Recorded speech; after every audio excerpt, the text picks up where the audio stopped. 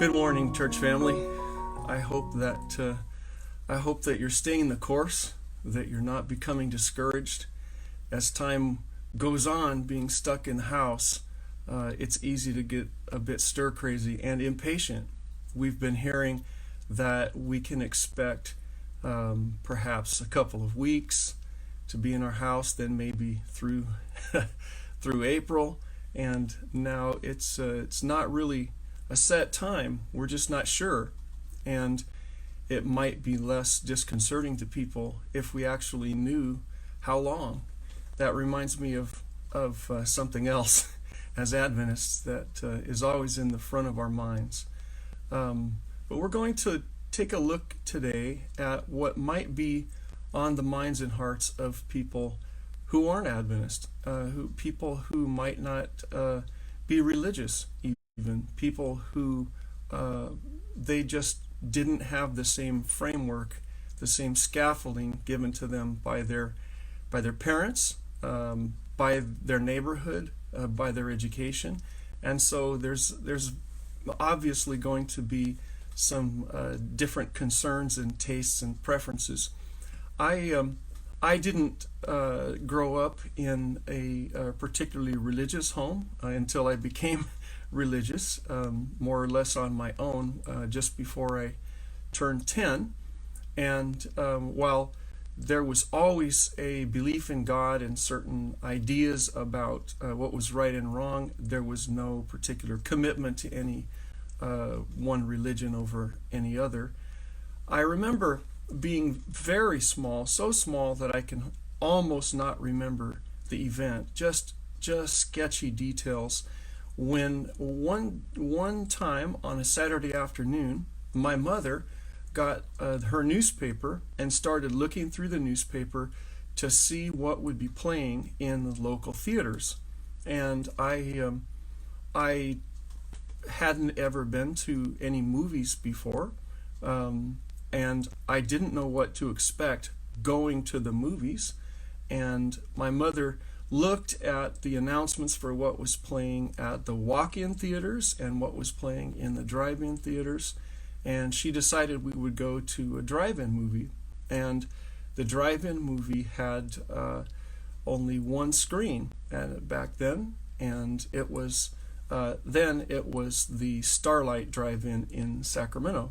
And she looked at what was playing, and she said, well, let's go to the movies. And when we got to the movies, I don't remember the name of the film, and I don't particularly remember what it was about, because when I got there and we got parked and waited for the night sky to get dark enough for them to start the film, they did show some cartoon or something at the beginning, and I remember seeing that there were some kids bigger than me who had come in their pajamas with their sneakers on, which was funny to me. I'd never seen anybody outside in their pajamas with their sneakers before, and they were running around between the cars, and my mom said, no, you stay here, you don't want to run around with them. And then they showed a little kid feature for just a few minutes, and then the only movie there was to watch started to play, and it was something that I had no interest in at all. I had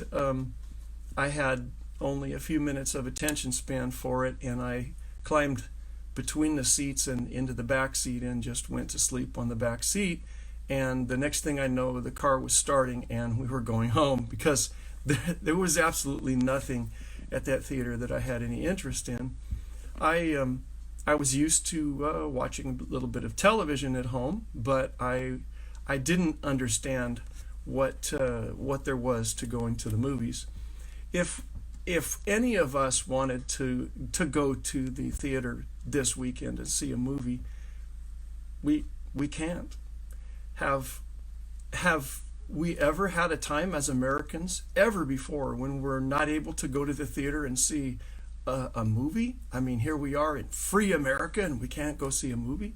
Some of our church members in our congregation and around the world, there are Adventist people who would never go to the movies. And I know for a fact that when our congregation was established, none of our members were the kind of people who would ever sit in any movie theater seeing and hearing whatever Hollywood decided to feed to the American mind.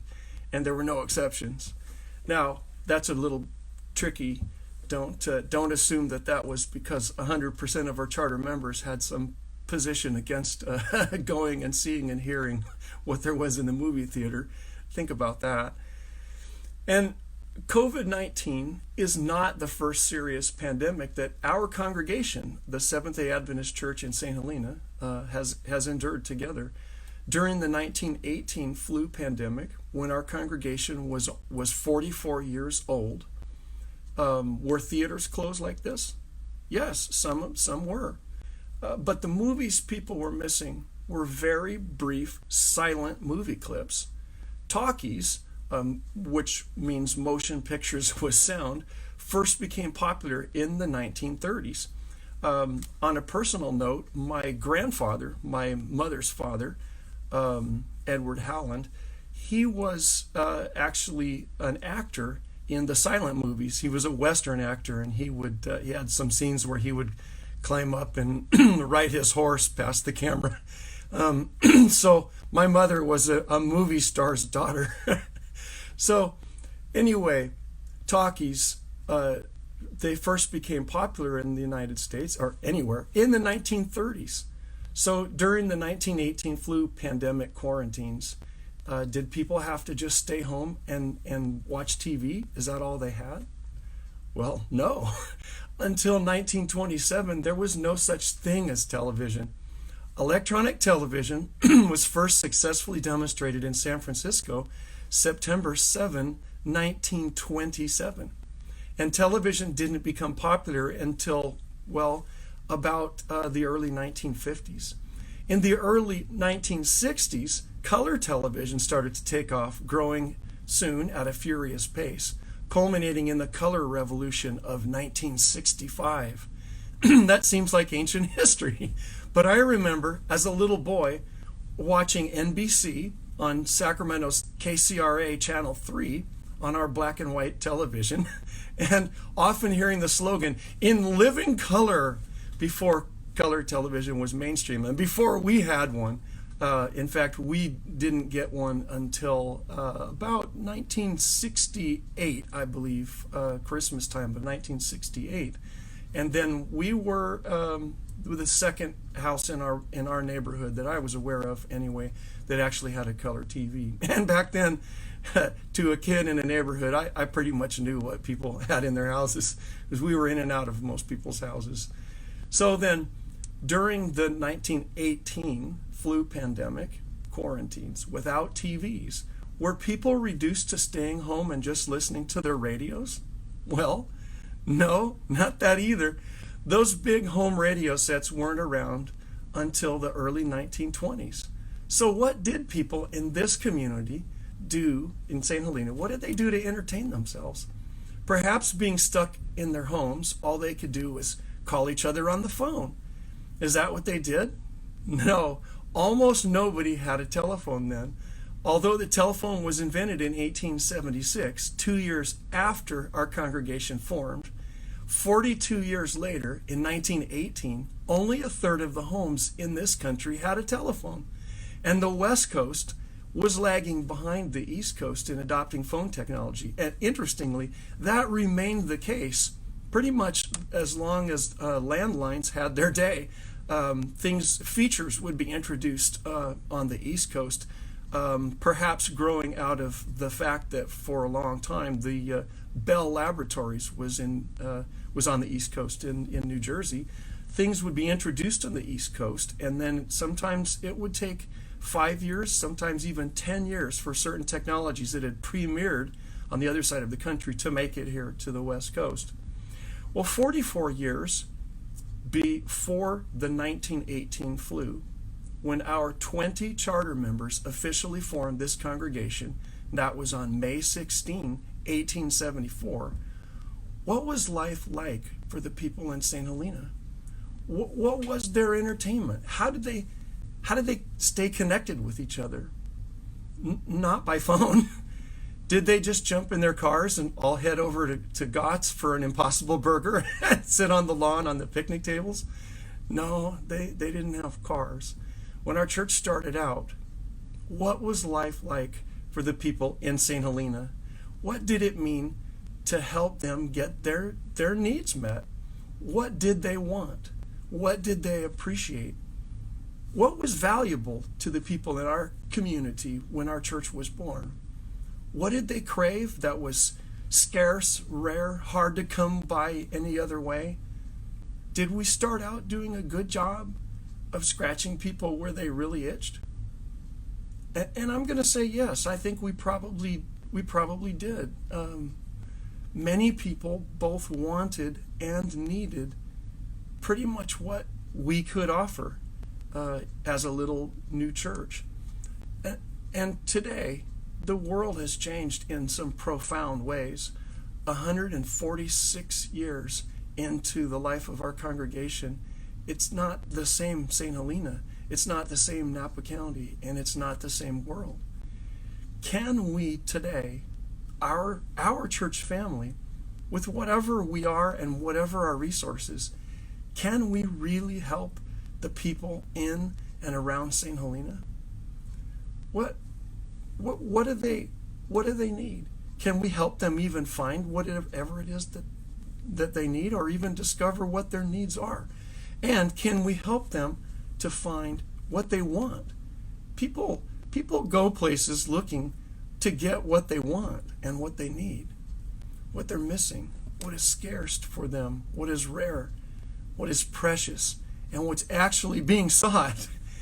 If people get together with us today, well, when we can get together again, if people come to our church living room on Saturday morning, does it really do them any particular good? Honestly, does it seem to people today that we have what they're missing and what they're craving? And indeed, do we have that? Are there really things that people just can't get from most other places in the rest of the world, but they can come and get them by being with us? Important things promised to people by the culture of the regular world, but just not quite delivered on? Do we have anything like that to offer? 1 John chapter 2, verses 15 to 17. Do not love this world, nor the things it offers you. For when you love the world, you do not have the love of the Father in you. For the world offers only a craving for physical pleasure, a craving for everything we see, and pride in our achievements and possessions. These are not from the Father, but are from this world. And this world is fading away, along with everything that people crave. But anyone who does what pleases God will live forever. What are some of the things people really need, but for which the world offers mostly just empty promises? Quite a number of things, probably. But today, let's just explore 3 of what I think might be some of the most important things which are very, very scarce today, and things people really are looking for, whether they realize what they're seeking or not. I'm going to use what I believe is a fitting acronym, or maybe it's a backronym in this case. H.I.M. Him. That would be with a capital H. Let's let H stand for hope, I for intimacy, and M for meaning. Hope. 1 Thessalonians chapter 4. We've read from 1 Thessalonians 4 together during some of our hardest, most hurtful times together. I remember some of them already. 1 Thessalonians 4, let's start with verse 13. But I would not have you to be ignorant, brethren, concerning them which are asleep, that ye sorrow not, even as others which have no hope. For if we believe that Jesus died and rose again, even so them also which sleep in Jesus will God bring with him. For this we say unto you by the word of the Lord, that we which are alive and remain unto the coming of the Lord shall not prevent them which are asleep. For the Lord himself shall descend from heaven with a shout, with the voice of the archangel, and with the trump of God, and the dead in Christ shall rise first. Then we which are alive and remain shall be caught up together with them in the clouds, to meet the Lord in the air, and so shall we ever be with the Lord. Wherefore, comfort one another with these words. Let's look also at 1 Peter chapter 3, and we'll read verse 15. 1 Peter chapter 3, verse 15. But in your hearts, revere Christ as Lord. Always be prepared to give an answer to everyone who asks you to give the reason for the hope that you have. Be ready to give an answer. Be prepared, because if you actually have hope, many people will be able to tell when we're just with them in the community. And when the time is right, when they realize, oh, I've got an itch, I wonder if you can reach it. I can't. Then they'll say, what gives you so much hope? That's the time to speak. That's the time to be ready to explain. And so it would help to know. It would help to have some ability to explain your experience. And we don't have to worry about what to say. We're promised that we'll be given the words by the Holy Spirit when the time is right, when we need them. But it says at the end of verse 15, but do this with gentleness and respect. Now, it would be very hard to convince me that we've always done that. I'm not sure we always do that today. Many times what it looks like to you and I to share hope with people doesn't make them feel hopeful. It makes them discouraged.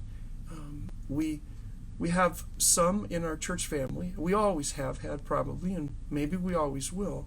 But we have some that, for some reason, what it means to share the good news of Jesus is to try as hard as possible to show people in what ways we believe we are right and they are wrong. And even if that was true in every case, people often won't stick around long enough to get to the hope part if that's the way that they perceive other people are going to relate to them. So let's look again at those last few words of 1 Peter 3:15. It says, do this with gentleness and respect. Now, there's another kind of hope. There's a kind of hope for people that perhaps feel their need more than most others. People that end up on the bottom rung. People that end up always on the losing end of every match. They didn't get born to advantages. They try and things don't work out. If they ever start to feel like they might catch up and someday get ahead a little, they get wiped out time after time. And people are superstitious about that, and they say, well, that's because some people are just unlucky. And some people say, well, that's because they're lazy and stupid. There's all kinds of bad theories. The fact is that people have just plain had the experiences that they've had. There's billions of people, and it will just be the case that some people have a better run of fortunate events than other people do. And so that means there will always be people who have been less fortunate for whatever reason. Yes, sometimes it's choices that were foolish. Sometimes it's the way that their parents made choices. But a lot of times it's just that things happened and they were there at the wrong place at the wrong time more than once. But Jesus offered something really, really bizarre. He offered a kind of upside down, turned on its head kind of a kingdom vision, an arrangement where people that found themselves always on the bottom rung would recognize that what's up and what's down just depends on where you're standing on the planet. You can at some point conduct a little thought experiment and see if it affects your emotions even and your perception of reality. And I used to do this with my philosophy classes at PUC for several years. I would take my philosophy classes outside at night because I usually taught philosophy in the evenings. And we would go someplace away from the lights of campus and lay out some tarps and blankets and have everybody lay on their back. And as people were looking at the Milky Way, people were looking at different stars and maybe planets that were brighter than the stars, and hearing distant sounds, but basically mostly just crickets, and night sounds, and maybe the coyotes yipping someplace. I would ask them to picture first that they're laying on top of this giant ball that we live on, and ask them to just remark in their own thoughts about how it felt to lay on top of the world, right at the top, just to picture that where they were, the globe was turned so that that was upright. And then after a few minutes of just laying there, looking up into the heavens and saying that, I asked them to say, now, I want you to imagine, since there's really no up and down in space, I now want you to imagine that you're laying right on the bottom of the planet. And you're not looking up. You're looking down, and you're just lucky that you're stuck to the earth. It's a different feeling. When you think about being on the bottom, it's a different feeling the way our minds are organized. And I know we can imagine doing that, but I suggest that you actually do that you actually, if you've never done it before, lay something nice and clean and soft down someplace away from the lights, look up into the heavens, and imagine that you're not looking up. You're looking down under the earth, and that you're just lucky that you're stuck there, and you hope you don't fall off. Well, Matthew 5, chapter 5, verses 3 through 12, contains part of Jesus' presentation that we've referred to as the Beatitudes. Now, that sounds like these are the attitudes that we should be found having, but that's not what the Beatitudes mean. To beatify is to make somebody happy, and these are just the happy if you do them things, happy if you're this way. It's the list of happy conditions. So the Beatitudes, starting with verse 3, blessed are the poor in spirit, for theirs is the kingdom of heaven. Blessed are those who mourn, for they shall be comforted. Blessed are the meek, for they shall inherit the earth. What a set of contrasts. Blessed are the poor, because they're going to be the ones that they own the joint. They own the whole kingdom, the whole empire. Blessed are those who mourn. For some reason, you're going to be the ones that feel comfort, not the ones who've got all of their family intact and surrounding them. Blessed are the meek, for they will inherit the earth. Yeah, we'll run that one past the Tibetans. See how they feel. You know, we go through life and see that people that are meek a lot of times are the people who become abused by the bullies. People that are militant and powerful and violent and dangerous and aggressive. They run and they take what they want, and they're glad if they get it away from someone else. It seems to make it sweeter for them to have taken it from someone else. It's somehow sweeter when you beat somebody and when you win, not just obtaining, but winning and defeating somebody else. But Jesus said, no, happy are the meek, for they're the ones that are going to inherit the earth. It's their birthright. Blessed are those who hunger and thirst for righteousness, for they shall be filled. Really? They're the ones that are going to be filled. Those are the ones that are going to be happy because they're going to be full. And they're not hungry for the things that fill us up in this world. They're hungry for righteousness, whatever righteousness is. That's what they're hungry for. Blessed are the merciful. This is verse 7.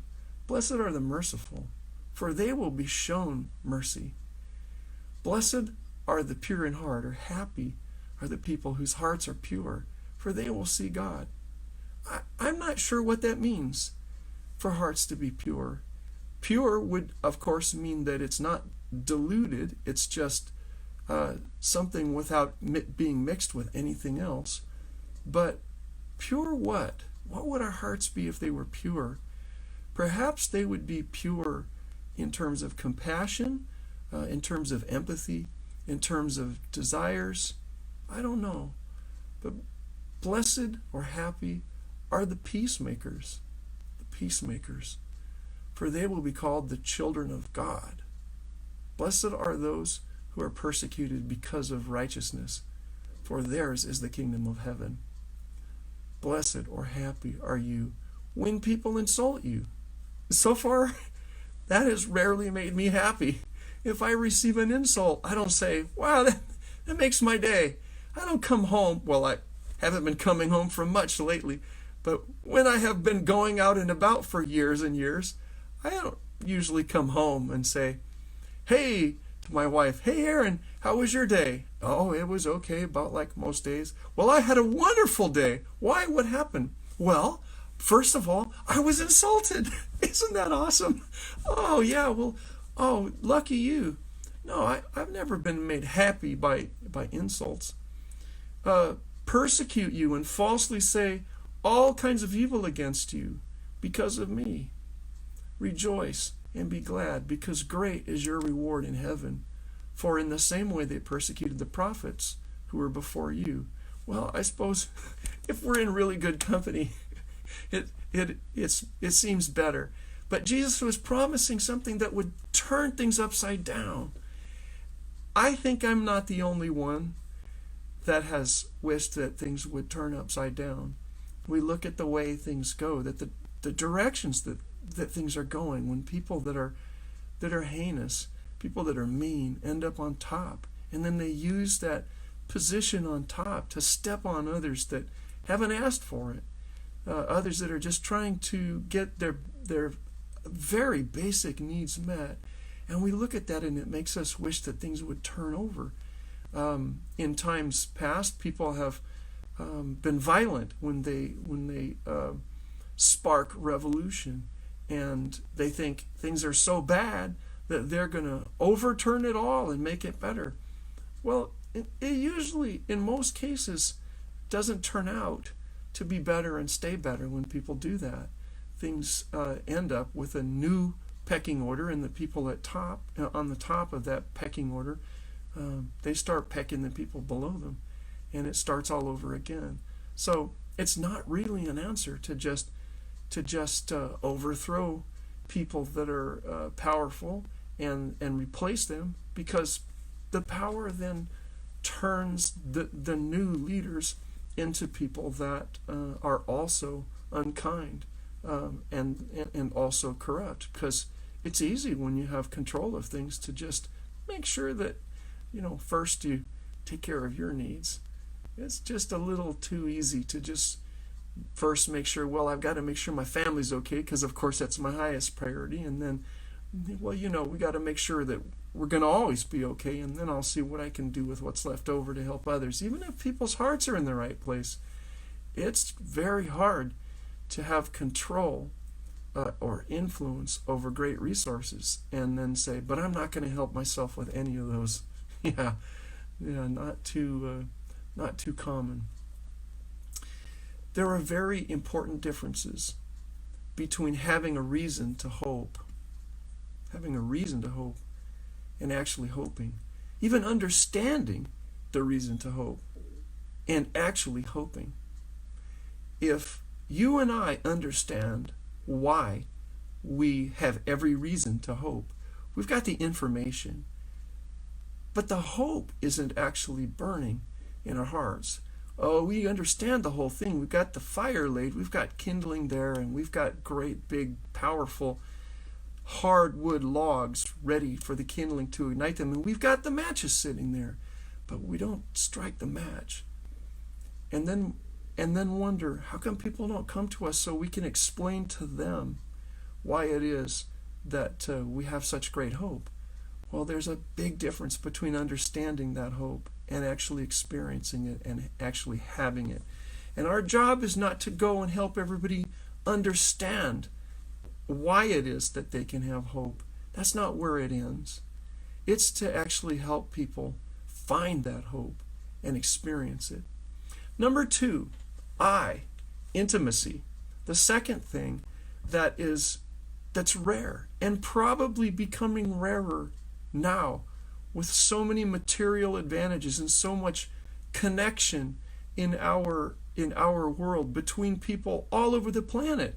So much so that right at this moment there's probably people listening with not even a full second of delay to what I'm saying, but they're not even on this continent. That was not taking place when our church family was founded. It's amazing. We're so well connected and so insulated from one another. We live closer together in that we can get into a device with 4 rubber wheels sitting in our garage or our driveway, and we can drive and get together with our church family in 5 minutes, 10 minutes, 15 probably in cases at the most, and we're together. But we've never been better insulated. Intimacy. In our community, there can be people that are just surrounded all day by others sitting in the next desk, in the next cubicle, others working on the same work site, others in the same office, others on the same airplane, but lonely and estranged. And many times we have people around us now, but the people that we care about the most, so many times now, because of the way we organize society, although we can talk to them several times a day and Snapchat and instant message and like what they posted on Facebook, it's so common for them to live in another state or even another country. I can list many of the people that I think are probably right now listening together to this worship service whose children or whose parents are in other states or other countries. And it does something in our hearts. And it's not true only for us in our church family. Our community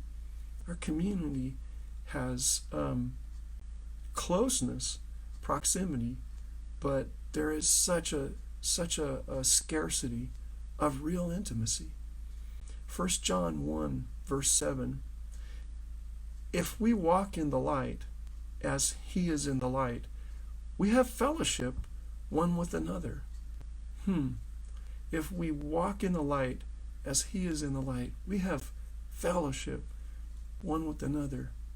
Now, fellowship, it has become such a church phrase, such a church term, that it's hard to actually put a real meaning on what it means. Is that us shaking hands after potluck? Is that the kind of social relations that we have with people at church? Do we often say when we go out with our friends from work, if we work in a secular environment, do we say, oh, we're getting together, the people from work, and we're going to fellowship? Usually we're talking about the way that we get together with people from church. Now, as we've reserved that word, as we've taken that word and staked a claim so that it means the kind of relationship we have with one another, it's very interesting because it's been my experience that when people drop their guard and share with me sort of behind closed doors, literally sometimes in counseling sessions, or when it's just my wife and I and another couple, or I'm riding in the car with somebody and they're just opening up and they're less guarded than the formal church clothes environment. People share that there's actually certain parts of their life that they actually reserve that for when they're not at church. I know for many people that church is a place where we go and we raise our guard because there's certain things that aren't identical about our lifestyles, about the things that we think are funny, but we are very well practiced at not thinking they're funny if somebody were to say them when we're together with our church folk, not just in worship services, but I mean even in the social hall, or even if we were just out and about with a bunch of our church friends, and we have a special kind of terminology, and we have certain things that we're hoping nobody would ask us. And then I think that's more common than we usually get together and say, hey, all my fellowship people, what kinds of things would you not like to share with us today? We could pass the mic around next time we're together in the worship service. We'll get the wireless handheld and walk around and say, somebody share with us something that you're very careful never to share with us. We would have a quiet session there. It'd be a little opportunity to meditate. If we walk in the light as He is in the light, we have fellowship one with another.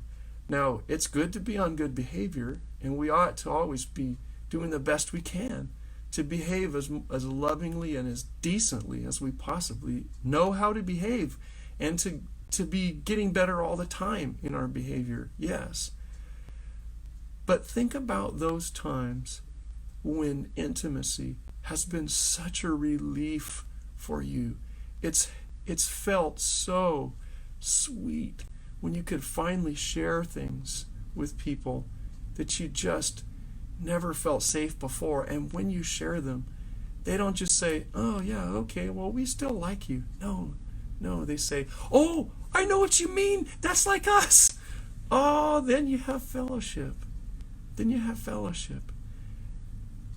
I would hate to admit it, but I believe that today, because of the years of history in churches, not just ours, but ours is really not an exception.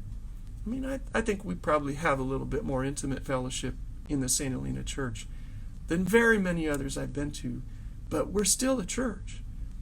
And I think it's possible that people actually share more freely at a bar. Do you think that's possible? That there's people who would say things after they went to a bar and had a drink or two than what they would say to us when they come in as visitors and share potluck with us, and we explain to them what they're actually eating. And sometimes they can't believe it. But do you suppose they'd be more inclined or less inclined to tell us in great detail about their interests and the mistakes they've made or the things they're hoping for Saturday night? I don't know. That might vary, from person to person. But I suspect that we're not always the easiest, safest place, the way it feels to people, to come and experience what really is intimacy in decency. There's another aspect to intimacy that again, it isn't the same for everybody, but for quite a few people, when they think of intimacy, they think of what a luxury it would be, how delightful, how delicious and healing it would be to actually be known, not their persona. And interesting, the word person, when we say, here's my person, what kind of person am I? Person comes from the word persona, which was the word for mask, the kind of masks that characters wore in ancient plays.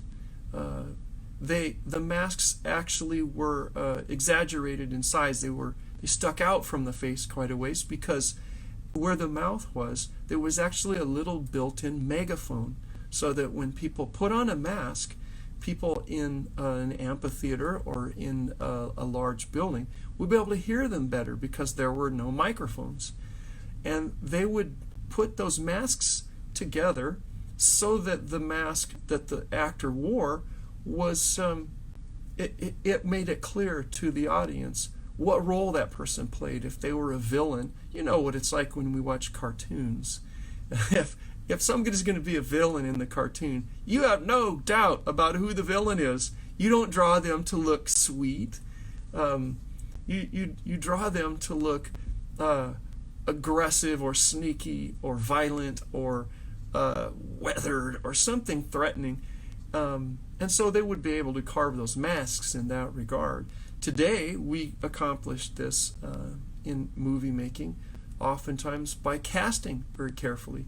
When we want to have somebody who we don't develop their character very far and take time to surprise people with the dimensions that of their person that we're going to bring out of their character, we shortcut that with people that have just bit parts, just moments and no speaking, by picking people that look the part.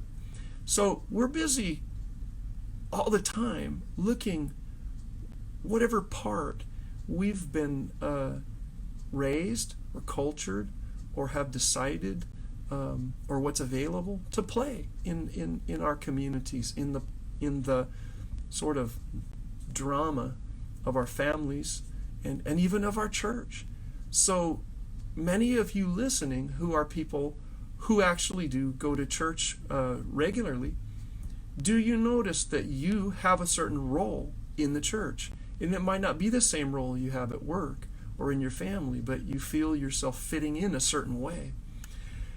Well, imagine the rest and the healing of not having to fit in, of not having to put on the mask, of not putting out that effort to be whatever it is you're supposed to be in each context, by being with somebody who really already knows, who knows what you are inside, who knows what's in you, who, when you're thinking something that you say, I better not share that, and the person looks at you and you know they know what you were thinking, that's intimacy. That is intimacy.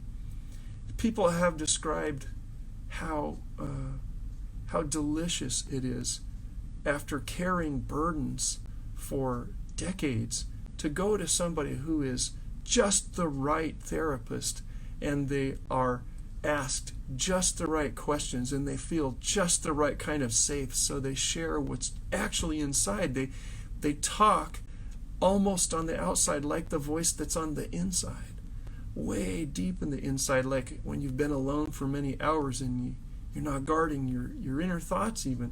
And they're able to be known by somebody who looks at them in a non-judgmental way and just accepts them and says, oh, okay, yeah, sure, well, a lot of people feel like that, and well, I'm glad you shared that with me, and they feel acceptance.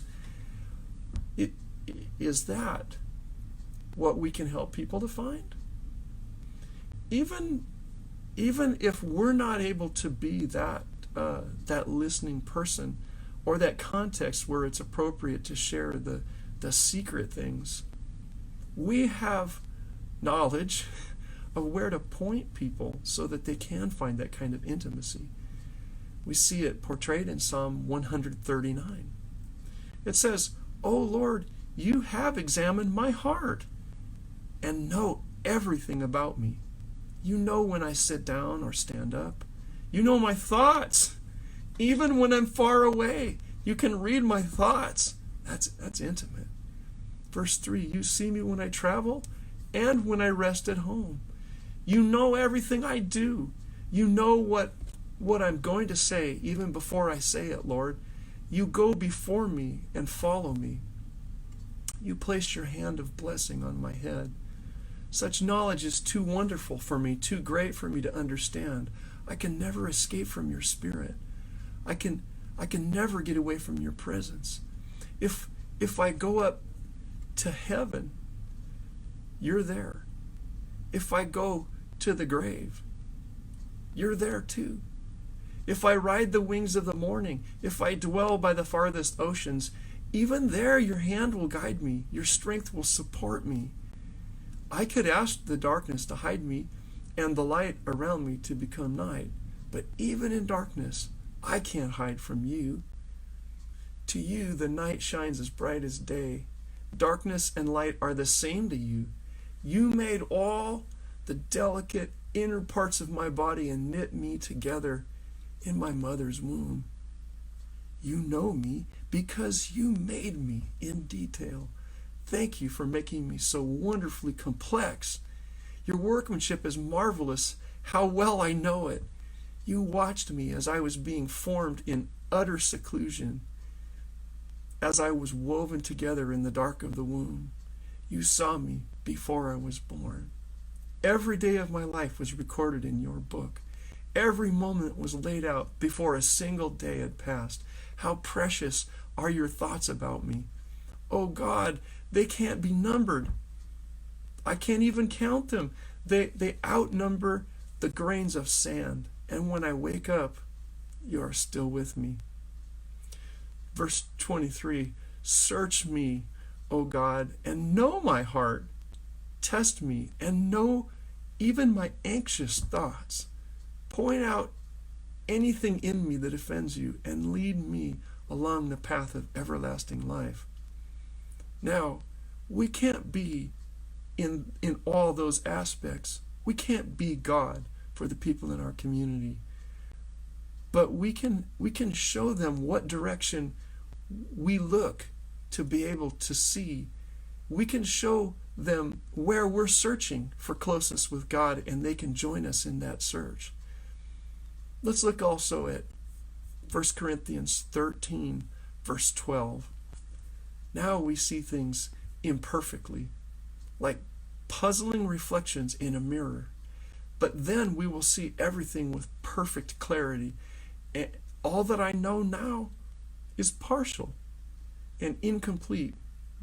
But then I will know everything completely.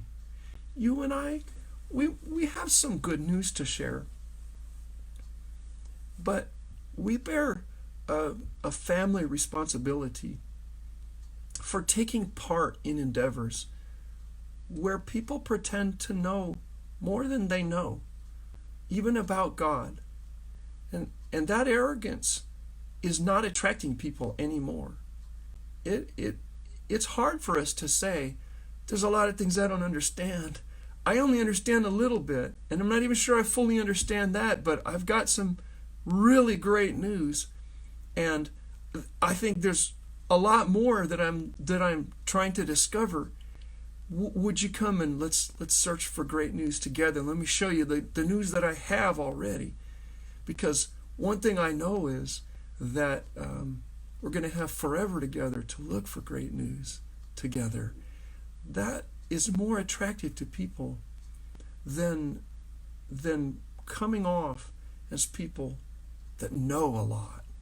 We know what matters. And what matters is that we don't know a lot, but we know who does. And we're getting to know that somebody more and more.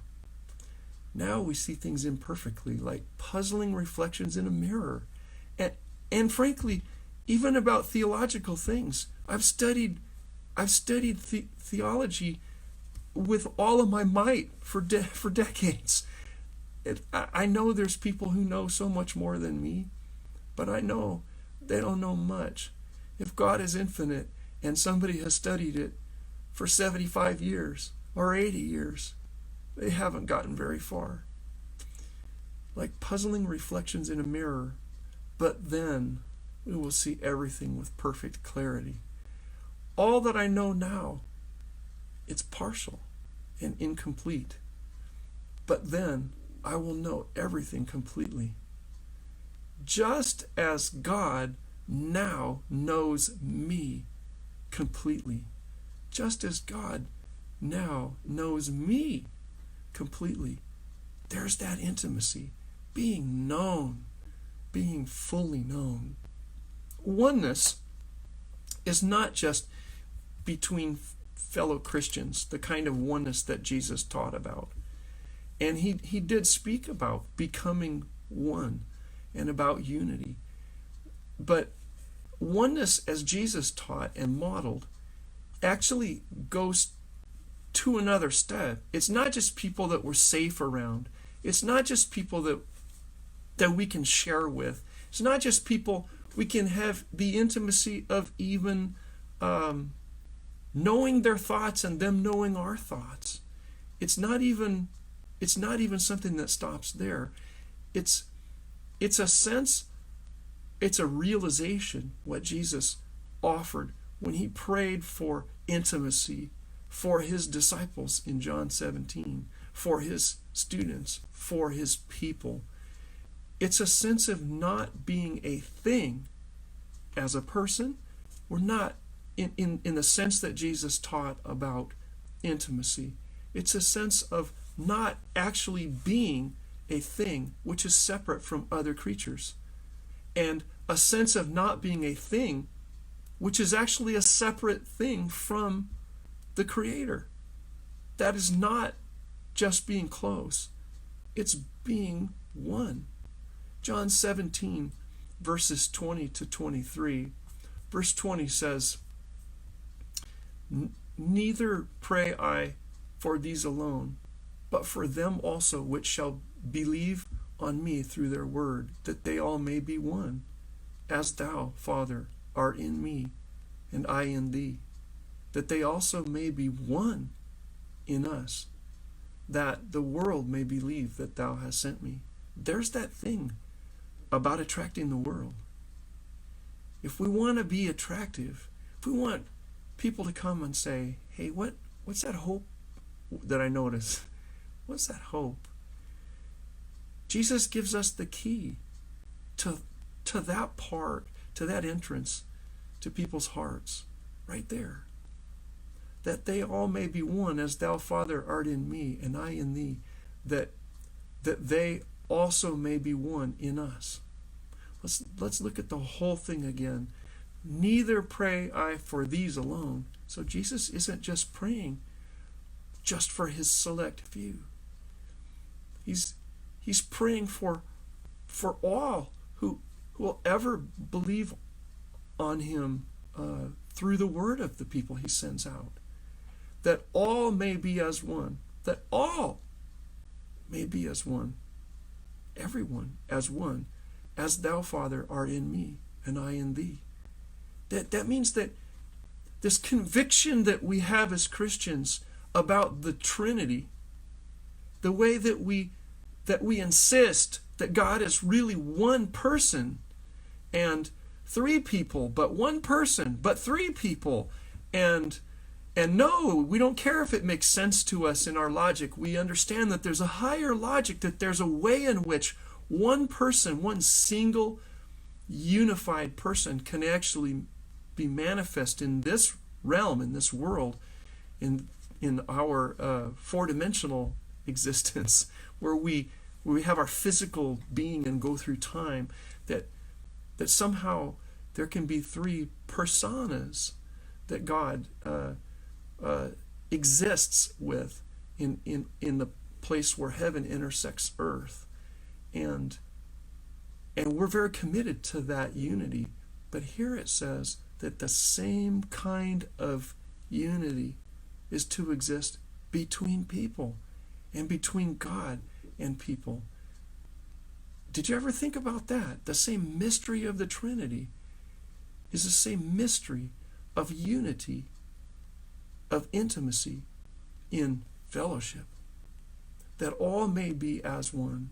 As thou, Father, art in me, and I in thee, that they also may be one in us. So are we one with the Trinity? It's not just a Trinity, it's a Trinity billion-y. There's a lot of us. That they all may be one, as thou, Father, art in me, and I in thee, that they also may be one in us, that the world may believe that thou hast sent me. And the glory which thou gavest me, I have given them. And they may be one, even as we are one. I in them, and thou in me, that they may be made perfect in one. Completely one. All the way one. Why is it that the Christian tradition has not made as big a deal of being somehow mysteriously one person, one entity, us, God's creatures, as what we've made about the Trinity? I mean, there have been people that are ready to kill other people over the Trinity through Christian history, really our finest hour. But who has made such a big deal about intimacy together. What we call fellowship is not really a very powerful substitute. That's not the same emphasis. Fellowship doesn't get the same doctrinal attention. And if somebody didn't believe in fellowship the way that some people maybe don't believe in the Trinity, would we say, well, maybe they're heretics? They don't believe in the oneness of fellowship. No. Why didn't we make that some sort of a testing truth?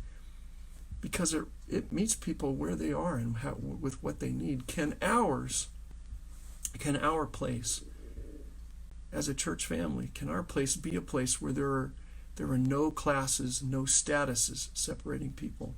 A heavenly place, free of competitiveness, and free of competition itself, free of the insecurity of knowing that you could be discarded if you outlive your utility, free of insecurity of knowing that you're only really important until someone else can better fill your role, or until you get a little old and they'll just find a better somebody who's younger and looks better, or can move as fast.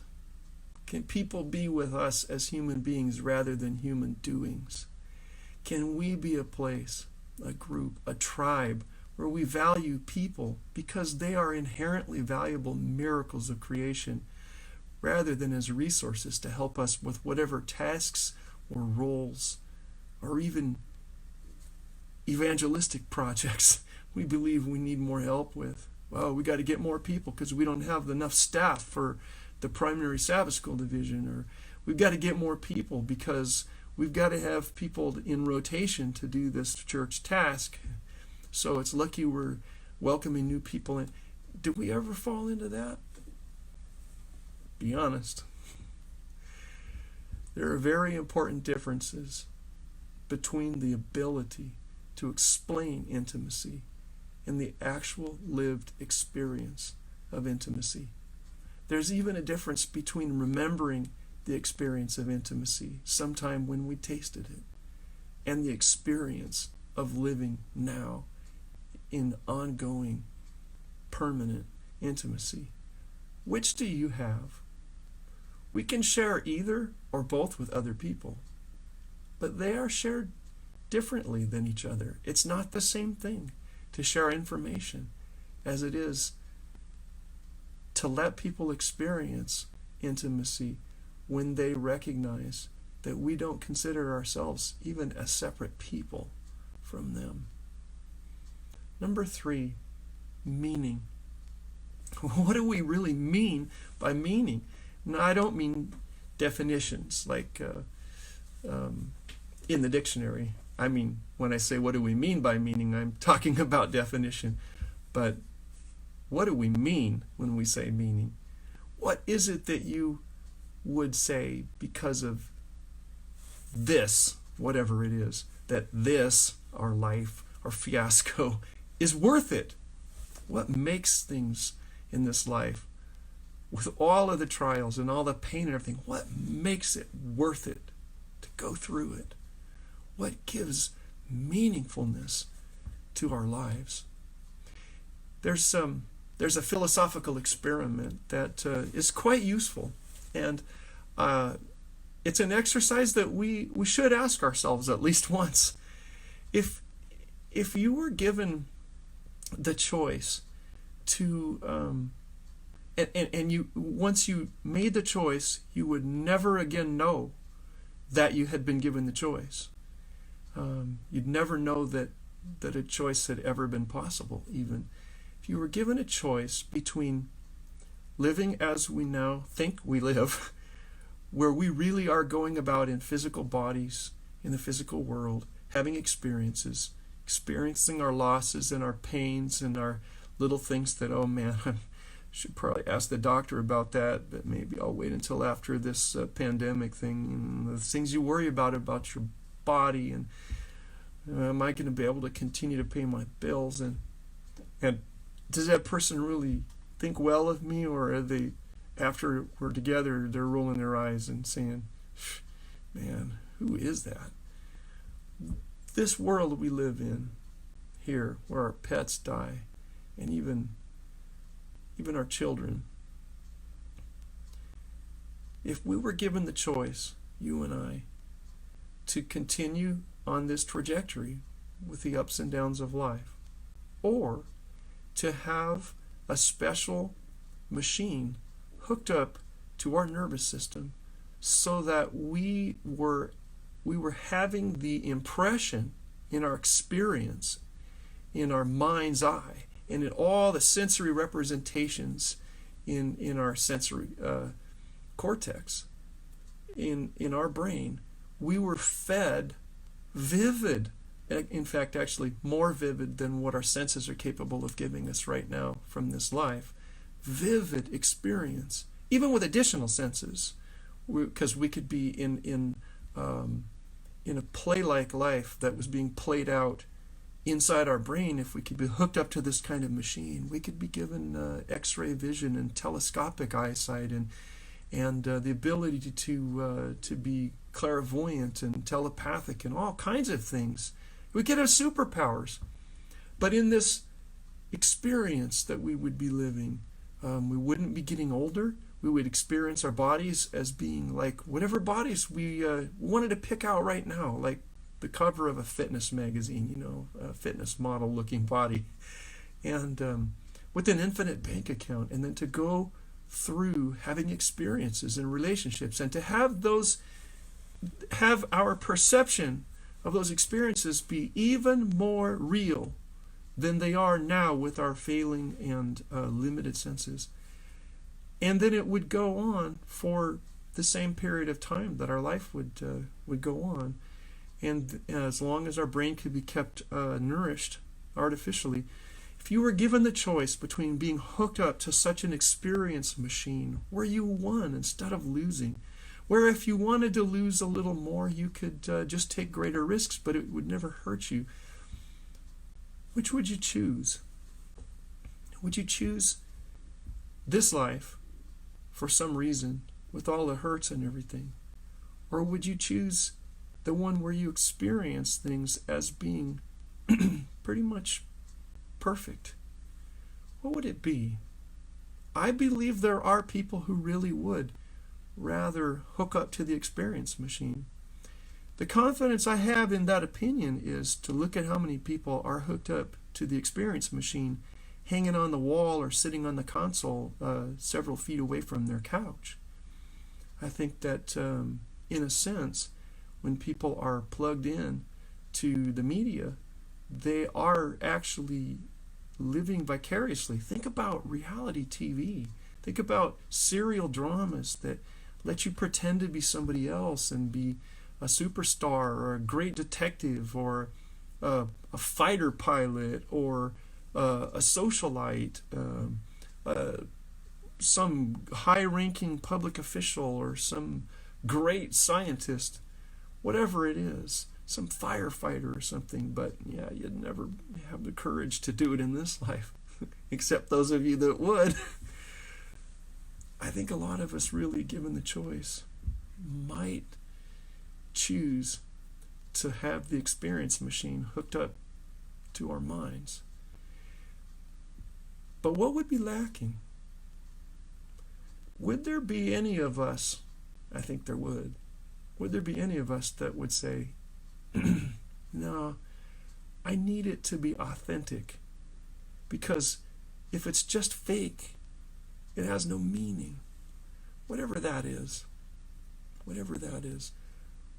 Is authenticity necessary to be able to have life be meaningful? Is it necessary to have God in order to have actual meaning? There are philosophers today, some of them believe in God and some of them do not. But there are a number of philosophers today who agree that if there is no God, that there is also no actual objective meaning. There isn't any actual objective meaningfulness, that life has no meaning, that meaning is just something that we've come up with as a construct so that we can more successfully go through life and keep our species going.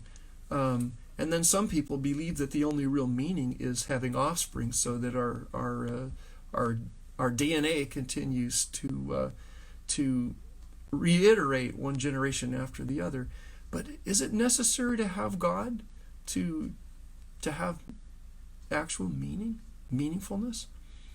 Is a long life or even eternal life necessary to have actual meaning? And I think that as some people experience meaning, yes, and as other people experience meaning, maybe not. Psalm 8, verse 4, what is mankind that you are mindful of them, human beings that you care for them? What are we? I mean, what are we? If we wanted to know how to have meaning in our life, wouldn't it help to be able to see through the absurdity of just being what we are? I mean, look at yourself. Look at me. I'm absurd. You're absurd. Think about the silly times. Think about when we're the most unlikely. I mean, look at us. Look at our ears. They keep growing. The older we get, the bigger they get. Man, if I live long enough, I hope I do. Man, I'm going to have ears from here to here. And our nose keeps growing. That's not kind to have to be stuck as creatures whose ears keep growing. We're absurd. What do we mean? What are we for? Ecclesiastes chapters 1 and 2. I'm not going to read all of it. I'm going to suggest that if you haven't recently read Ecclesiastes chapters 1 and 2, could I assign that as homework? Is it possible to have homework from a sermon? Does it help that I actually have served my time as a teacher and that I've assigned lots of homework, that I've been a high school math teacher and I've been a college instructor? Does that give me authorization to assign you homework? If it does, I'd like to send you home with homework. It's a dirty trick when you're homebound. To read Ecclesiastes 1 and 2. Solomon was overwhelmed with his realization that everything is just inherently meaningless. He went through every aspect of life, bursting everyone's chance of meaning in every area. He says, before you invest years and years in this like I did, meaningless, man, it says in the King James, vanity, it's all just vanity. And then some translations have said smoke, it's just smoke. And some have said, it's just a mist.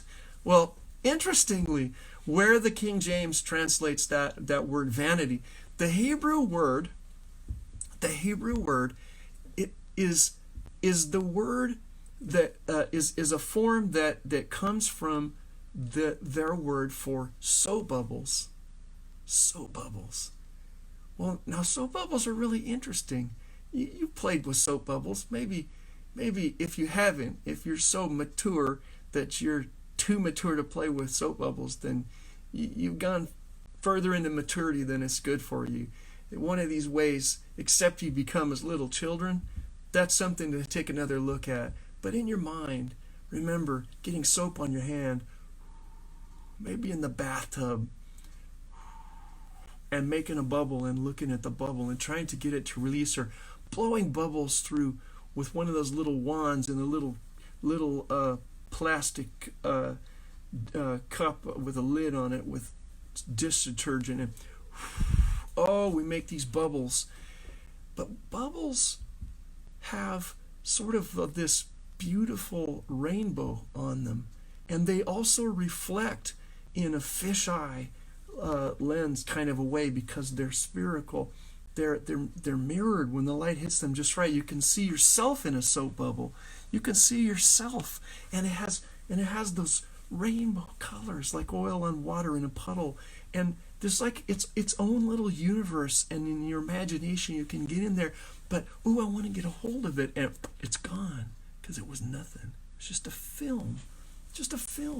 And Solomon says, man, all these things that look like, I'm going to go become successful.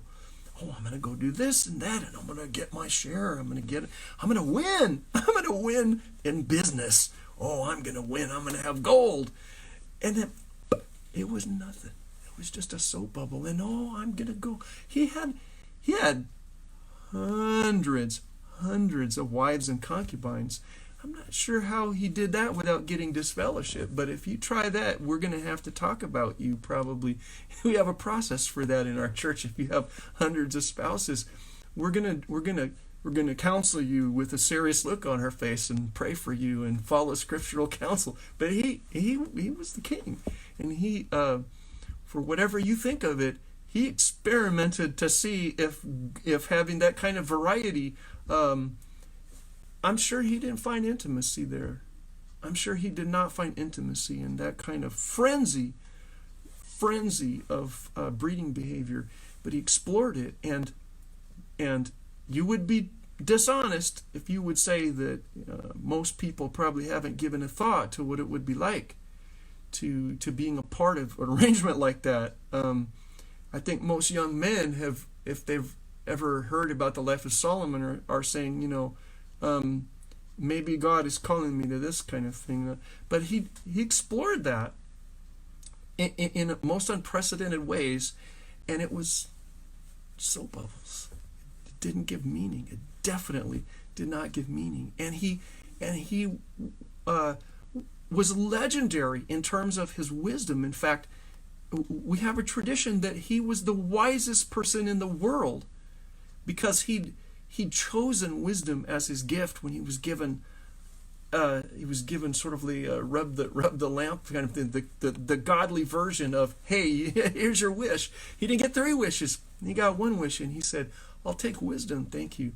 Man, it seems like he must have used that wisdom to get some, and he was wise enough to get born into the royal family.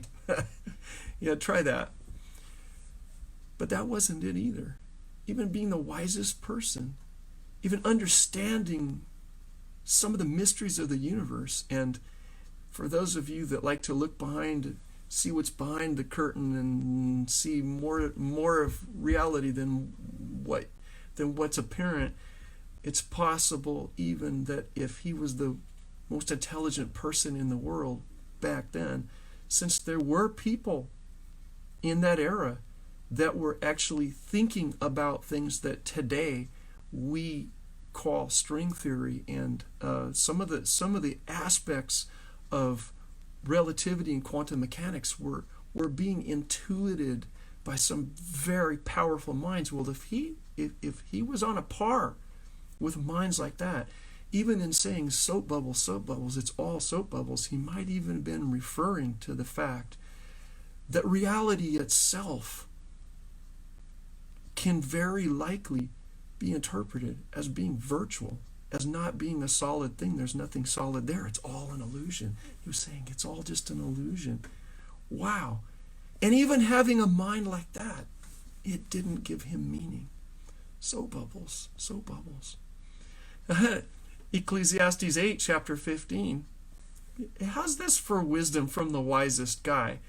I recommend having fun, because there's nothing better for people in this world than to eat, drink, and enjoy life. That way they will experience some happiness along with all the hard work God gives them under the sun. Now, there's some counsel that Solomon was giving, but I don't think that was his final kind of deathbed counsel. I think that we have a collection of things that he said, or that he found that other people said, and wanted to put down for his son, for his people that would read his accumulated thoughts. But some of those are also work in progress kinds of thoughts. Not all of them are the best idea to be our life's guiding credo. But there he was saying, well, just try this. Have fun. Maybe that'll do it. Mark chapter 8, verse 36. What good is it for someone to gain the whole world, yet lose their soul, or their self? What is our soul? It's yourself. Seventh-day Adventists, in their doctrine of man, or their philosophy of man, we have a construct that we're not some entity that possesses a soul. We are a soul, that all of the components that go into making us what we are all just pieces that have to be all assembled in order to have that soul be active and be functional. And so you could say that myself is what's being talked about here. I could gain the whole world, yet whatever it means to lose myself in the process. Well, I thought we were supposed to deny self and lose self. Well, you start getting into those mysteries the same way we start getting into mysteries and we try to talk about distinctions and unity with the Trinity. We start getting into those same distinctions when we allow Jesus' words about us and intimacy to be just as significant, just as critical, just as technical as the statements that we gather from all over Scripture about the Trinity. We need to be as serious about the unity and the fact that we're part of the unity, so we could lose something, whatever that means, to lose our soul, to lose ourself. It's tougher to establish any inarguable objective basis for meaningfulness in life without God in the model, in my opinion. But that's just the philosophy of meaningfulness. We can tell people about meaning. We can tell them what we think we've learned about the meaning, what we think we know, what we believe about meaning. But how about the actual lived experience of meaningfulness? Do we offer that to people? Not just theories about it, not just, here, let me give you the truth about it, but can we actually give people an opportunity to experience meaningfulness? Can we help them in any way in that regard? If they come to us, are they any better off finding meaningfulness in life than before they got to us? There's an important relationship between meaningfulness and value, which would be tough to deny. And meaning and value share certain similarities, yes. And we actually have a certain bizarre value system, one that is contrary to the value system of the world, one that if the world adopted it, the world couldn't keep functioning the way it could. Our values, if we're really Christ's sincere followers, our values, if everybody adopted them, it would make our economy untenable. I mean, there wouldn't be economy. It would be different. We'd be trying to, instead of everybody trying to get them stuff for themselves, and have that be their, let me just get what I need, whatever it is you're going to put on that little cylinder next to that special seat in the smallest room of your house, that paper stuff. I hope you get it, but I'm going to make sure I get it. What would it look like in our world if people's first concern was others instead of self? Well, we wouldn't recognize it. And meaningfulness is hard to divorce from value. So we're on a different track in seeking meaningfulness than the world is. And that's not necessarily altogether a condemnation of the world, but we're different. And if we're not different, then we probably don't have any actual meaning to offer people beyond what they could find in chase and soap bubbles out in the world. What does give life meaning? In contemporary psychological literature, felt meaning and happiness are typically treated as distinct constructs. They're treated as separate things. So it's not just happiness, and then if you feel happy, then you say, oh, I have a meaningful life. No, you could have lots of happiness and feel like there's something lacking. And you also could have plenty of meaning, but not a lot of happiness. Indeed, if people are directly asked how meaningful or happy their lives are, their answers correlate with with different things. As the prolific social psychologist Roy Baumeister's 2013 study on the key differences between a happy life and a meaningful life, here's what he said. Happiness comes from being a taker, while meaning comes from being a giver. Let me say that again. Happiness comes from being a taker, while meaning comes from being a giver. Now, there's some things we need to learn to take. That's okay. It's not that we shouldn't have happiness. By even that definition, we need to learn how to take certain things. Remember when Jesus came to wash Peter's feet, and he said, "No, you're not going to wash my feet." And he said, if I don't wash your feet, you can't be in my kingdom. He says, "Oh, then I need a whole bath." We have to learn to take.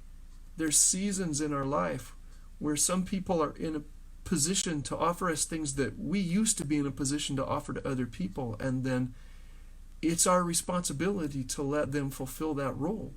If we're not able to take when it's appropriate, when we have needs, then how is it that other people in our fellowship are going to be able to give? Who are they going to give to? So happiness comes from being a taker, and we need happiness, while meaning comes from being a giver. Well, and that is many people's way of experiencing it. For those people in our community who experience meaning such that happiness comes from being a taker while meaning comes from being a giver, can we, as a church family, actually significantly help people to discover and adopt the life of a giver? And of course, the life of an appropriate taker. Is that one of the realities of what people are likely to get from being with us instead of not being with us? For some people, though, meaningfulness in life comes from being reasonably assured that their contributions to the world make a difference which will last long after they have lived. That's a thing for some people. Some people don't care. Some people say, I want to leave the place like I found it. And other people are saying, no, I wouldn't feel meaningful to live if it didn't make some difference that I had lived. James chapter 4, verse 14. What is your life? You are a vapor that appears for a little while, then vanishes. That's so hard for some people. Say, well, what's a point of me? Matthew 6, verse 19 through 21. Lay not up for yourself treasures upon earth, where moth and rust doth corrupt. Temporary. Don't invest in the temporary. And where thieves break in and steal, and they do, during this lock-in time at home. I'm not sure how this is reasonable, but I guess petty thieves are not the most reasonable people in our society. But there's been an upsurge in people coming and trying to take things from people's houses. That's probably a really, really bad plan in the long run. Your luck is going to run out if that's your plan when everybody's home to come to their home and try to take things. There's people in every community that are saying, shoot, why didn't you come to my home while I was home? So good luck to you all who are thinking that a lock-in is a time to come to people's house when they're already angry. Good plan. Lay not up for yourselves treasures upon earth, where moth and rust doth corrupt, and where thieves break through and steal. But lay up for yourselves treasures in heaven. These are permanent things. These are eternal things, where neither moth nor rust doth corrupt, but where thieves do not break in and steal. Where your treasure is, what's precious to you, that's where your heart's going to be also. What you treasure is where your values are going to be. And we claim that we have a different value system that somehow if you come and hang out with us, and when you hang out with people, it affects your values. It's really, really hard to have that not be true. If you come hang out with us, it's going to remodel your value system. But is it? Are we really that different in our values? Are our lives really being lived more meaningfully than just our neighbors' lives that by our model are just still officially chasing soap bubbles? Can we, as a church family, really help people to discover how their contribution can last for eternity? Is that one of the realities of what people are likely to get from being with us? There are very important differences between having a reason to hope and actually having hope. There are huge differences between having an understanding of intimacy and experiencing of living in intimacy. And there are really important differences between having an understanding of how we could get meaningful lives and what makes meaningful lives and living one. Which do you have? Are you, right now, are you living what you experience as a meaningful life? With or without happiness, is your life right now meaningful? And if it's not, why not?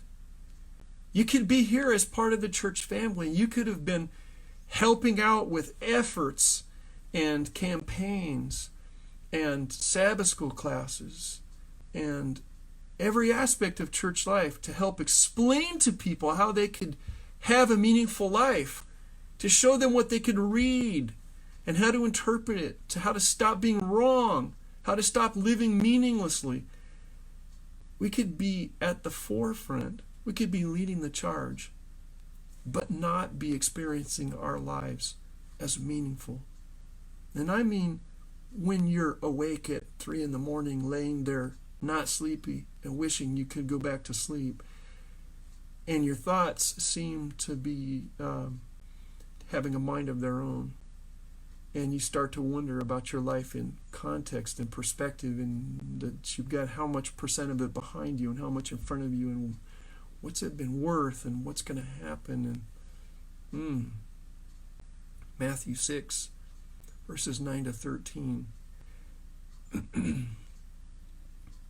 After this manner pray ye, Our Father, which art in heaven.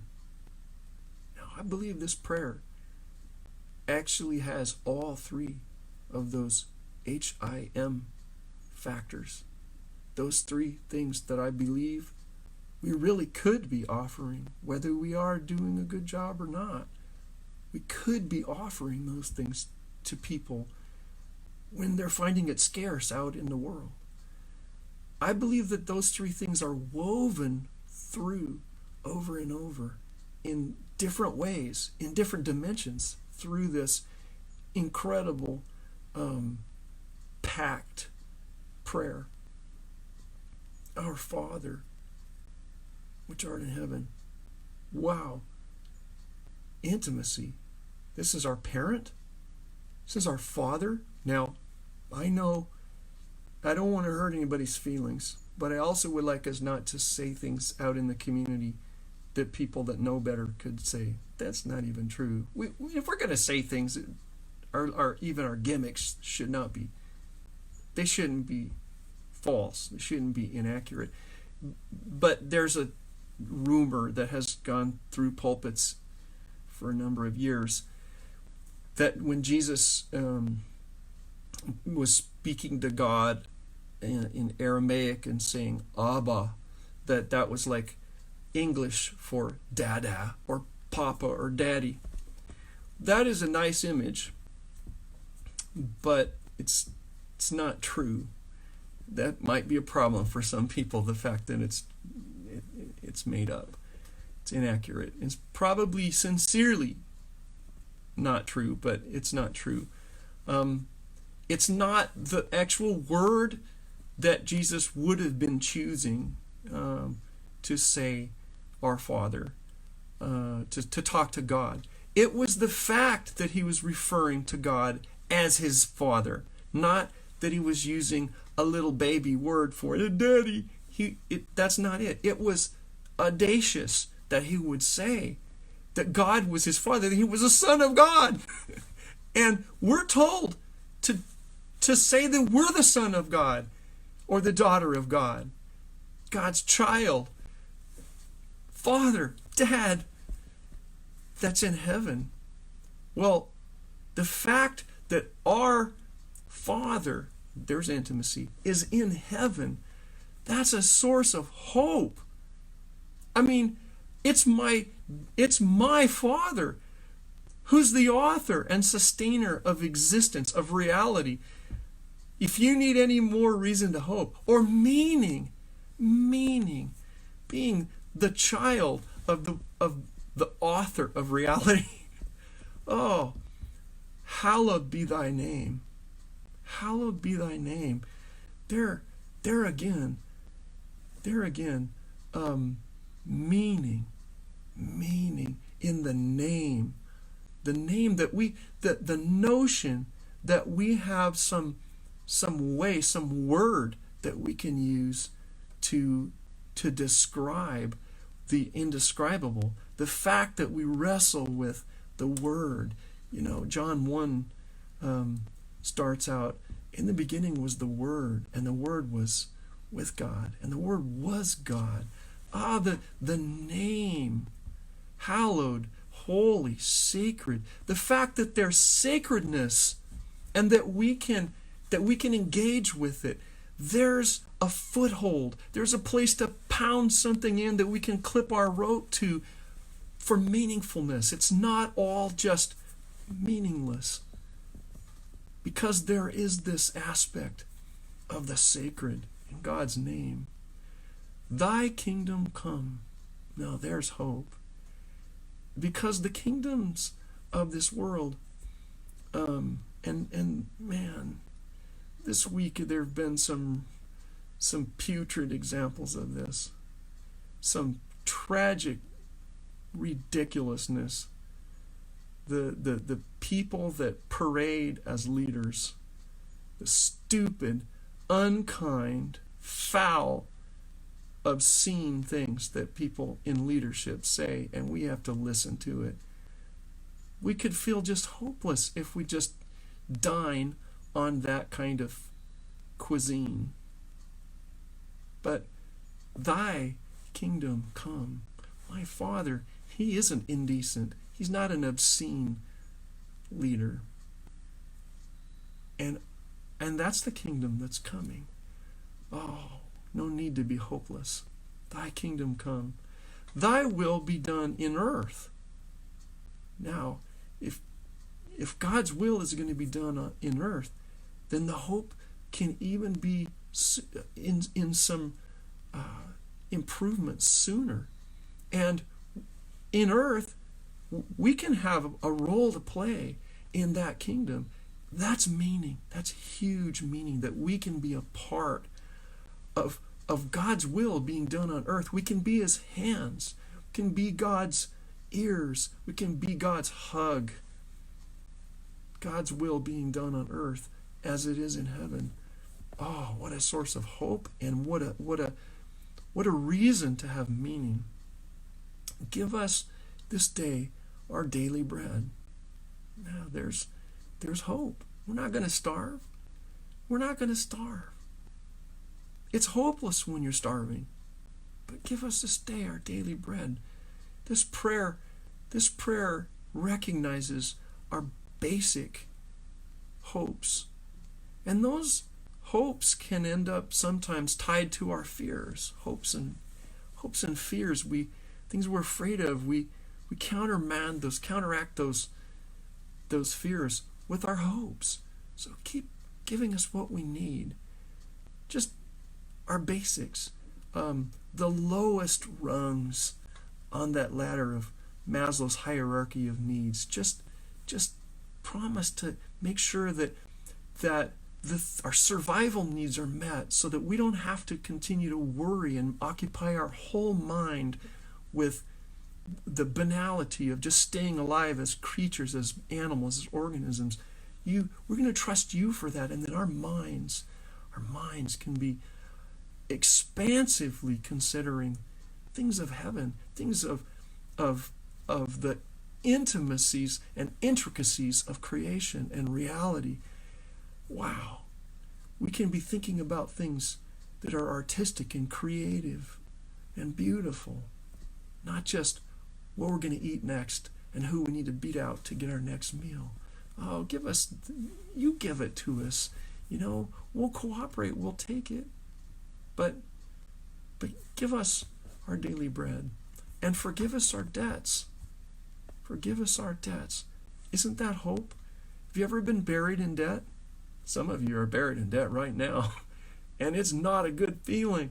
And if you look at your spreadsheet, or you take an envelope and a pencil and a halfway broken calculator and try to figure out, how am I ever going to get out of this? And you say, I have no hope. I have no hope. Oh, forgive us our debts. That's hope. As we forgive our debtors, that's intimacy. If you have a relationship with somebody, you're going to have some forgiving to do. That's true in your home. If any of you are married, or you've ever been married, was there any utility to forgiveness there? If any of you have even been dating, you find any use for forgiveness? If any of you have children, if any of you ever had parents, is there any utility in relationship to forgiveness? We cannot hope for any intimacy without forgiveness. And we're not really going to experience oneness if we're holding a grudge with people. We need to deal with people when they misstep and it affects us the way we deal with it if we fall down and hurt ourselves. Because if we're intimate, we look at somebody who's done something that hurt us and we say, oh, I fell down. That's too bad. I hurt myself. I should have been more careful. Have you ever hurt yourself when you should have been more careful? You even say, oh, stupid. I did that. I've had 2 separate trips to the emergency room in my adulthood for not being as careful as I should with one of those utility knives that you push a little button in and slide out that very sharp little thing. And each time I felt like I was being safe, and then I got to feeling like it was too routine what I was doing and pushed a little too hard. And when it slipped, it was like, oh, that's going to be stitches. Hold it quick. Get something on it. Tell my wife, that looks like you're driving and we're going right now. I got to get sewn up. Oh, man. But I don't hate myself for it, and I don't need to forgive myself for it. Do I? Say, oh, it's all right. I still like you, Robert. No, I just, it's just me. That's the kind of forgiveness that's there when people have the kind of intimacy that they don't see others as being separate from themselves. It's just me. It's just us. Forgive us our debts as we forgive our debtors, and lead us not into temptation. Lead us not into temptation. Interesting. Remember Jesus' temptations in the wilderness right after his baptism? He was offered certain things that he wasn't willing to trade meaningfulness for. His life meant more than to just use his power for fast food. His life meant more than to accept fame and worldly power and all the kingdoms of the world when it was offered. No, he went for something that wouldn't leave him unsatisfied. He knew about meaning. And lead us not into that kind of temptation, but deliver us from evil. There's hope again, deliverance. That's the hope we need, and the hope that we can share, not the knowledge simply of hope. The hope itself, not just being able to explain it, but being able to experience it. For thine is the kingdom. Oh, that's hope again. is my Father's kingdom. And the power, meaningful and hopeful, and the glory. And the glory again refers to the sacredness, exulting in the sacredness. And sacredness is about what it is that we hold as absolute meaning, what we value beyond value. And that gives meaningfulness to our lives when we exult in that meaningfulness, in that glory. Matthew 6:24-34. No one can serve two masters, for a slave will either hate one and love the other, or be devoted to one and despise the other. You can't serve God and wealth. Therefore I tell you, don't worry about your life, what you will eat or what you will drink. Give us this day our daily bread. Or about your body, what you will wear. It's not just bread, it's just the basics. Isn't life more than food and the body more than clothing? Look at the birds of the air. They neither sow nor reap nor gather into barns, and yet your heavenly Father feeds them. Are you not more value than they are? If we are of value, we have meaning. And can any of you, by worrying, add a single hour to your span of life? Hope. And why do you worry about clothing? Consider the lilies of the field, how they grow. They neither toil nor spin. Yet I tell you, even Solomon, in all his glory, was not clothed like one of these. Solomon, who thought it was all, discovered that it was all just soap bubbles. But if God so clothes the grass of the field, which is alive today and tomorrow thrown into the oven, will he not much more clothe you, you have little faith, you have little hope? Therefore do not worry, saying, what will we eat or what will we drink? What's going to happen to us? What's going to happen when the economy goes in the toilet and we don't have toilet paper to boot? What will we wear? What will we drink? For it is the Gentiles who strive for all these things. It's a people outside of the family that we're wanting to welcome people in, family that shares values that are really not compatible with the game in this world, with the economics of this world, with the power structures of this world, with the expectations of the way people try to have a good time socializing, that it doesn't make sense in our family. And when people outside our family, that those things still seem to make some sort of sense, even though they leave them feeling empty and all of that, striving for these things. For it's those folks. And indeed, your heavenly Father knows that you need all these things. Verse 33, Matthew 6, verse 33, but seek ye first. This is the first thing. This is the thing of real value. This is the thing that gives meaning. Seek ye first the kingdom of God and his righteousness, whatever that means, whatever that righteousness means. And I'm not going to pretend to know all that it means. And I'm going to ask you that if you're in the habit of pretending to know, that you find a new habit. Because I think that there's a lot more to it than just identifying the things where we believe we are doing a better job than folks that don't come to our church. I think there's more to it. And I think there's frontiers that you and I still should be pushing beyond in finding out what that means when we seek his kingdom and the righteousness of God in our lives.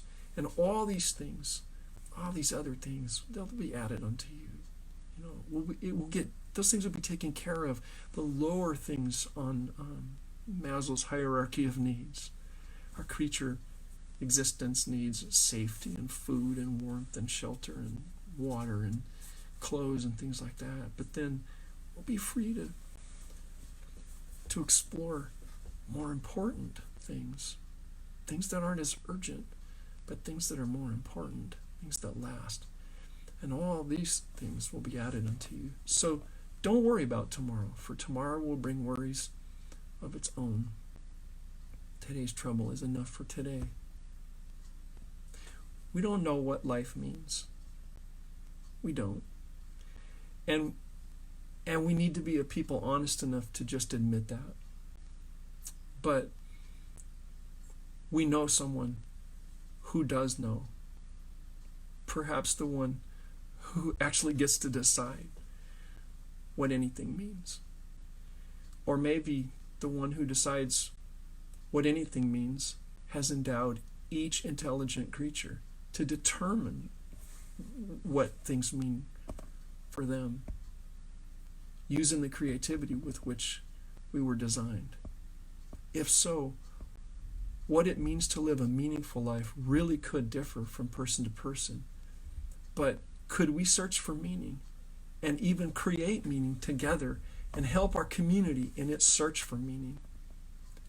We don't have to have all the answers for everyone, but we can be people with whom others want to search for answers that really matter. Can we? Can we share with all kinds of others the hopeful idea that we can spend forever discovering and creating meaning with our Creator? Him, hope, intimacy, and meaning. Could we just pray for a moment? Our wonderful Creator, we want to be able to experience hope that is more contagious than any virus.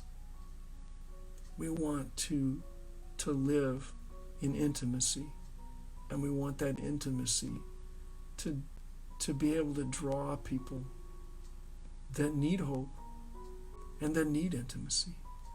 And we want to have a sense that our lives are meaningful and that are spent in meaningful activity. We want to share meaning and the hope of finding meaning and of searching forever for deeper and deeper meanings and of creating new meanings with our Creator. And we pray that you'll re-energize us as a family and point us in all the right directions and make us useful to you in drawing people to where they can have hope and intimacy and meaning. In Jesus' name, amen. God bless you.